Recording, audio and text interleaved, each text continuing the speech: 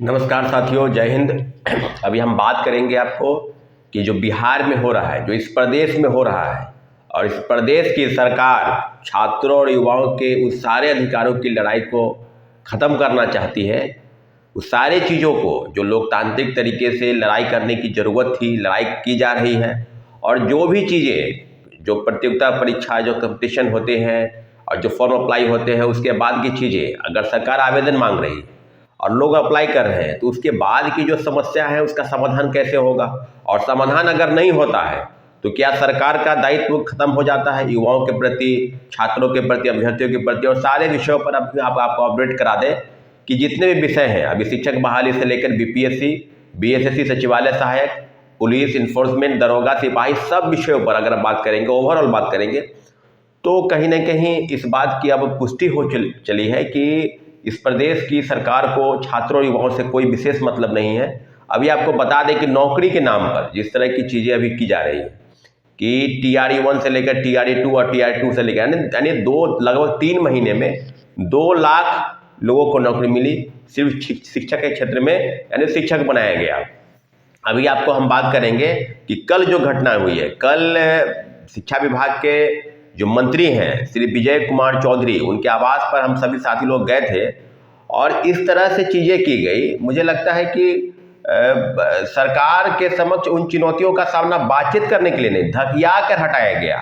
हमारे साथी जितनी महिला बहन थी, भाई थे, सबके साथ इस तरह के अभद्र भाषा के इस्तेमाल करके, टीका टिप्पणी करके उनको हटाया गया, ठेला गया। आप अब समझ लीजिए कि अगर आप काम ऐसे भी आप नहीं करना चाहते हैं, ये बात सही है, क्योंकि आपके तरह जिस तरह के वक्तव्य दिए जा रहे हैं और जिस तरह की चीज़ें हो रही हैं इस प्रदेश में, आप इस चीज़ को समझ लीजिए कि हम लोग इस चीज़ की भुक्तभोगी पहले से है। क्योंकि जो चीज़ें आपके संदर्भ में अब सामने आ रही है कि शिक्षक बहाली में स्थिति अपीयरिंग को मौका मिलना चाहिए था, तो वो लोग, जो लोग सरकार में नहीं थे, आज सरकार में है, वो लोग भी चुप्पी मार के बैठे हैं। कई बार हम लोग ने मुलाकात की, STT अपीयरिंग से लेकर सप्लीमेंट्री रिजल्ट से लेकर और 10 वर्ष की उम्र छूट आदि सब विषयों पर हम लोग ने बातचीत की।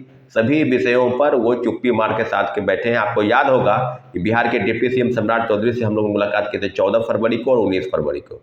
उसके बाद भी वो लगातार ये कहते रहे, आश्वासन देते रहे कि मुख्यमंत्री जी से हम बात करेंगे, आप लोग इत्मीनान रखिए, थोड़ा धैर्य बना के रखिए। और जितने भी टीवी चैनल के प्रवक्ता होते हैं, बीजेपी के हो या JDU के हो, खूब गोल गोल बात करते हैं कि ये हो जाएगा, वो करवा देंगे, आप लोग इत्मीनान रखिए, सब शिक्षक अभ्यर्थियों के साथ खड़े हैं। क्या खड़े हैं आप बताइए ना भाई। डोमिसाइल नीति पर सरकार जो निर्णय ली उसके साथ आप लोग चले गए। हम लोग काफ़ी विरोध किए, इसके बावजूद डोमिसाइल नीति लागू हो गई। देश के दूसरे प्रदेश के लोग बिहार में नौकरी करने आ गए। सप्लीमेंट्री रिजल्ट के नाम पर वही हुआ। BPSC शिक्षा विभाग ने जिस तरह के कारनामे किए, काले कारनामे, चिट्ठी भेजकर चिट्ठी वापस ले लेना। TRE 1 में वही हुआ। 4700 पद की सूची भेजी गई और मात्र 2700 लोगों का रिजल्ट आया, 2773 लोगों का रिजल्ट आया। TRE 2 में 14,700 पदों की सूची भेजी गई थी, रिजल्ट नहीं आया। तो अब किस किस बातों को, बड़े पैमाने पर जो फर्जीवाड़ा हुआ उसका तो संज्ञान आप नहीं ले पा रहे हैं। लगातार BPSC में प्रोटेस्ट चला तो वहाँ धारा 144 लग गया। शिक्षा विभाग गया तो शिक्षा विभाग में इस तरह की चीज़ें हुई कि शिक्षा विभाग का कोई अधिकारी मिलता ही नहीं है। तो कई बार तो हम लोग मुलाकात करने का प्रयास किए और शिक्षा मंत्री का इस तरह का व्यवहार होना, मुझे लगता है कि इस लोकतांत्रिक व्यवस्था में कहीं ना कहीं छात्रों युवाओं को दरकिनार किया जा रहा है। साथियों, हमने आपसे कल कहा था कि एक प्रयास हम और करने जा रहे हैं। इस प्रयास के माध्यम से अगर चीज़ें अगर समझ में है, क्योंकि BPSC तीसरे फेज की बहाली में फॉर्म अप्लाई करने की आज आखिरी तिथि है और जो मांग है सीटेट अपीयरिंग के मुद्दे को लेकर भी काफ़ी चीज़ें थी। डिजी लॉकर में वो मार्कशीट और वो जो सर्टिफिकेट नंबर और डेट ऑफ इशू है वो अभी नहीं आया है। तो सीटेट अपीयरिंग के पास भी, जो सीटेट के जो रिजल्ट आए उसके पास भी एक अन्य समस्या थी कि उनके जगह पर रोल नंबर भरा जाए या NA भरा जाए, क्योंकि TRE 1 में इस तरह की बातें थी तो वहाँ NA भरा गया था। अब जो तीसरे फेज की बहाली है उसमें स्थिति अपीयरिंग 10 वर्ष की उम्र, जो छूट 10 वर्ष की उम्र की छूट क्यों नहीं मिलनी चाहिए, इस पर सरकार का तो कोई विशेष ध्यान है नहीं। अगर 2011 और 2019 में अगर STT की परीक्षाएं हुई और 2011 के वाले जो पास किए उसके बाद तो वैकेंसी निकली नहीं, तो आज अगर आज अगर जिस तरह की चीज़ें वैकेंसी निकलती है तो उनको एक कम से कम एक मौका तो मिलना चाहिए था परीक्षा में बैठने का, लेकिन आपने कोई मौका नहीं दिया साथियों। और इस तरह की चीज़ों पर अब ये बात स्पष्ट आप मान लेके चले कि पहले महागठबंधन की सरकार और आज एनडीए की सरकार से छात्रों और युवाओं का मोह भंग हो चुका है। अभी आपने देखा होगा कि सिपाही भर्ती में जो पेपर लीक हुआ और पेपर लीक के बाद जो बिहार पुलिस चयन पर्षद के जो चेयरमैन है एसके सिंघल, सिर्फ उनको पद से हटाया गया। लेकिन हम लोग के पास जो जानकारी ये है कि आर्थिक अपराध इकाई की जो रिपोर्ट सौंपी गई है उसमें से लगभग आधे सीटों को बेचने के प्रमाण और उसमें से चेयरमैन की मुख्य भूमिका दर्शाई गई है। परंतु जब एसके सिंघल पर कार्रवाई होने की बात तो सिर्फ पद से हटाया गया।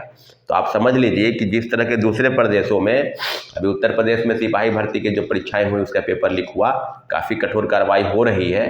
तो उम्मीद करते हैं कि पेपर लीक नहीं हो, लेकिन अगर हो जाता है तो किसी प्रकार से कार्रवाई, लेकिन उसके जो मुख्य सरगना है, जो उसके सबसे प्रमुख लोग हैं, उन तक कार्रवाई नहीं हो पाती है। तो ये बहुत बड़ी विडंबना इस प्रदेश की है और इस देश की भी है। आज लोकसभा में भी एक संसद द्वारा एक कानून पारित हुआ है कि 1 करोड़ का जुर्माना, 10 वर्ष की सज़ा और आदि आदि कई चीज़ों का। तो मुझे लगता है कि जिस केंद्र सरकार ने अगर इस तरह की चीज़ें की हैं तो राज्य सरकार को भी उस पेपर लीक के खिलाफ में कठोर कार्रवाई, कठोरतम जो कानून है उसको अक्षरता बनानी चाहिए। और आज हम लोग शिक्षक बहाली के मुद्दे पर अब अपडेट करा दें, सप्लीमेंट्री रिजल्ट पर हम बैठक करने जा रहे हैं। आपको हम बता दें कि सप्लीमेंट्री रिजल्ट पर कोर्ट केस के संदर्भ में एक महत्वपूर्ण बैठक कल उसकी हम घोषणा कर देंगे। आगे मतलब कल या परसों, कल हम घोषणा करेंगे कि बैठक कब होगी। लेकिन इतना जरूर है कि TRE 1 से लेकर रिपोर्ट सौंपी गई है उसमें से लगभग आधे सीटों को बेचने के प्रमाण और उसमें से चेयरमैन की मुख्य भूमिका दर्शाई गई है। परंतु जब एसके सिंघल पर कार्रवाई होने की बात तो सिर्फ पद से हटाया गया। तो आप समझ लीजिए कि जिस तरह के दूसरे प्रदेशों में, अभी उत्तर प्रदेश में सिपाही भर्ती के जो परीक्षाएं हुई उसका पेपर लीक हुआ, काफ़ी कठोर कार्रवाई हो रही है। तो उम्मीद करते हैं कि पेपर लीक नहीं हो, लेकिन अगर हो जाता है तो किसी प्रकार से कार्रवाई, लेकिन उसके जो मुख्य सरगना है, जो उसके सबसे प्रमुख लोग हैं, उन तक कार्रवाई नहीं हो पाती है। तो ये बहुत बड़ी विडंबना इस प्रदेश की है और इस देश की भी है। आज लोकसभा में भी एक संसद द्वारा एक कानून पारित हुआ है कि 1 करोड़ का जुर्माना, 10 वर्ष की सज़ा और आदि आदि कई चीज़ों का।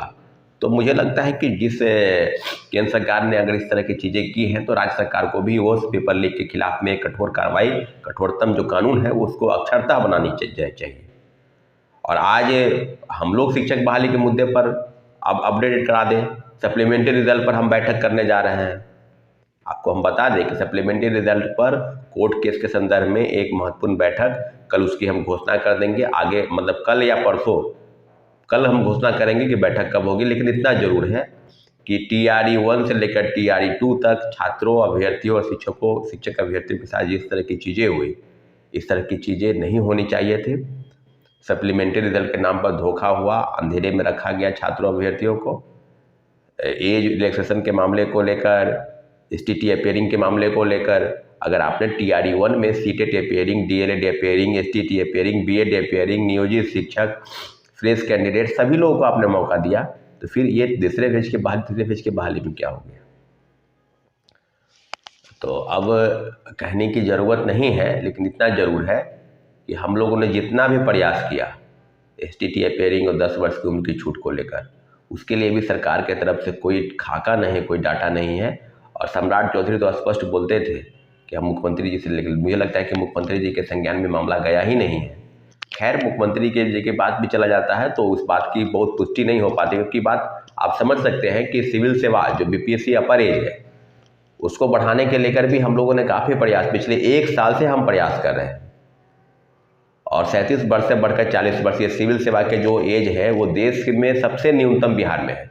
और दूसरे प्रदेश में आप जाएंगे तो कहीं 40, कहीं 42, कहीं 44, 45, 46 साल तक भी बढ़ाया गया। तेलंगाना से लेकर आंध्र प्रदेश और महाराष्ट्र से लेकर नॉर्थ ईस्ट के तमाम राज्य, उधर झारखंड, उत्तर प्रदेश, उत्तराखंड, सब राज्यों ने, छत्तीसगढ़, मध्य प्रदेश, सब राज्यों ने अपनी उम्र सीमा में बढ़ोतरी की है। परंतु बिहार ही ऐसा प्रदेश है जो उम्र सीमा में बढ़ोतरी नहीं की। और लगातार हम लोग सरकार से मांग भी कर रहे थे, वो मुख्यमंत्री जी के संरक्षण में मामला गाने के बाद भी जो मामला है वो डीओपीटी में यानी कार्मिक विभाग में फाइल बन के तैयार है, इसके बावजूद भी कोई संज्ञान नहीं लिया जा रहा है। और लगातार हम प्रयास कर रहे हैं कि बीपीएससी में ऊपरी उम्र सीमा की बढ़ोतरी हो और 3 बार, कम से कम 3 बार, 2 बार भी उम्र में छूट देते हुए बैठने का मौका मिले, परंतु हुआ कुछ नहीं है। लगातार आश्वासन मिल रहा है कि ये कर्म हो जाएगा, वो हो जाएगा। तो अब साथियों, अब किन किन विषयों की बात करें? आपको पेपर लीक से संदर्भ में, अगर पेपर लीक हुआ, दरोगा का पेपर लीक हुआ था, हम लोगों ने काफ़ी प्रयास किया कि पेपर लीक के संदर्भ में सरकार की तरफ से, लेकिन पेपर लीक पर तो एक सिरे से खारिज हो जाते हैं मामले, चाहे दरोगा हो चाहे सिपाही हो। सिपाही में भी मामले चेयरमैन की तरफ से खारिज हो चुके थे, लेकिन छात्रों, अभ्यर्थियों और प्रेस के साथियों द्वारा, हम लोगों द्वारा जिस तरह का प्रयास किया गया, तो आर्थिक अपराध इकाई ने निश्चित रूप से जांच की गठन की और जांच के रिपोर्ट के बाद वो माना कि हाँ पेपर लीक हुआ। परंतु सरकार के समक्ष इस तरह के जो रवैया है, नकारात्मक रवैया, पेपर लीक हो या छात्र युवाओं के जो समस्या है उनको लेकर कोई विशेष ध्यान नहीं है, क्योंकि जो लोग जिस एजेंसी के तहत होती है परीक्षा या उसके जो प्रमुख होते हैं, चेयरमैन से लेकर अध्यक्ष और सचिव से लेकर, सबकी कार्य प्रणाली लगभग एक जैसे ही है। वो कुछ सुनना ही नहीं चाहते हैं।